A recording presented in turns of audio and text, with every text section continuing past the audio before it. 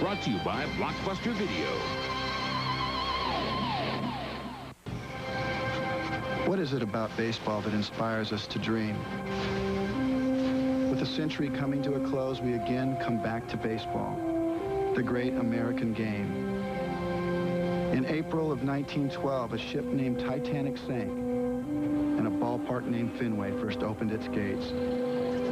In 1933, the first All-Star game was played, and with striking perfection, the Babe hit the game's first home run. Once again, it is summertime in America, and with its warmth comes the Midsummer Classic, and the park whose unique character makes it so special. And tonight, the legends of the game will come. Hey! Is this heaven? No. It's Iowa. A cornfield that was transformed into a field of dreams allowed America to again believe in baseball's magic. And tonight, for love of the game, the imagination of this country will once again be captured by all the players of the game today and by its storied past. It's the American League and the National League playing in the All-Star game, a game between baseball's best. The beauty of baseball is marked by its players, from the Babe to Mighty Mac, from the Splendid Splinter to Nomar, from Say Hey to Sammy. On no other night do baseball stars shine as brightly. The perfect 9 against 9, a piece of wood and some leather.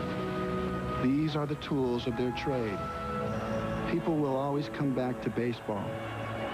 They call it our pastime, but more appropriately, it is our present and our future. In this final summer of the 20th century, tonight's All-Star game will be played beneath Boston's giant green monster.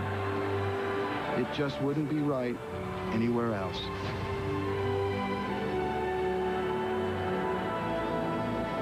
Ladies and gentlemen, in celebration of this, the last All-Star game of the 20th century, we now present the greatest collection of baseball talent ever gathered on one ballpark field. Ladies and gentlemen, your all-century team greats, 2 past commissioners, Carlton Fisk, Tom Seaver, 35,000 Rabbit fans, George Brett. Tonight, the unending thread of baseball of the 20th century, Raleigh Fingers, Joe Morgan. That thread tied off neatly. With Mark McGwire, and it's not a real warm night, but there's a lot of heat out there. Everybody in this, both teams' pitchers seem to be throwing as hard as humanly possible. Yeah, those last 3 pitches, I thought I was right on it, and they jumped right by me. And you know, I like that though. I like how Mike went right at me, and he beat me tonight. Do you have a sense that there was something of an anti-climax after that great all-star, all-time collection here with Ted Williams chatting, just chatting, hitting with a few of you guys out there, holding up the game, not holding up the game, but really sort of the climax coming first? Well, the greatest thing about that is he was out there, he just wanted to talk baseball with everybody out there, and it was just wonderful, and he had tears coming down his eyes, and I saw a lot of guys that felt like they were going to tear up. I mean, he's just an icon here in Boston, all over baseball, so it was just great to be there. Did you get anything worthwhile advice-wise in those few moments? Yeah, he asked me, he wanted to ask me something. If I ever foul a ball back, do I ever smell burnt wood? And I said, yeah. I said, all the time.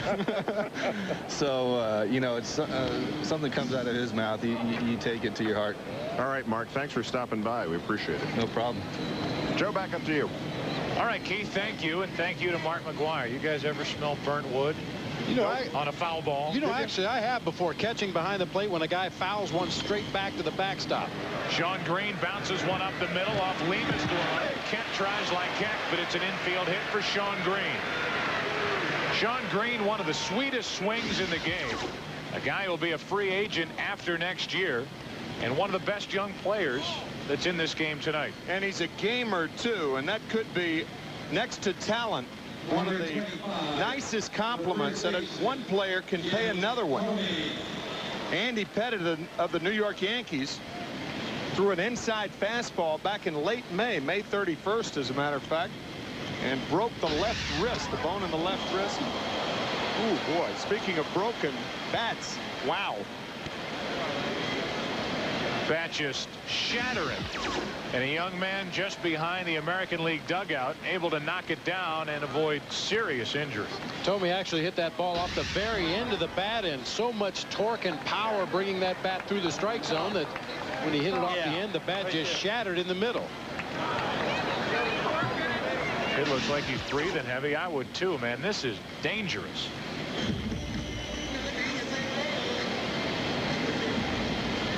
They spilled their beer too. It cost somebody about $28.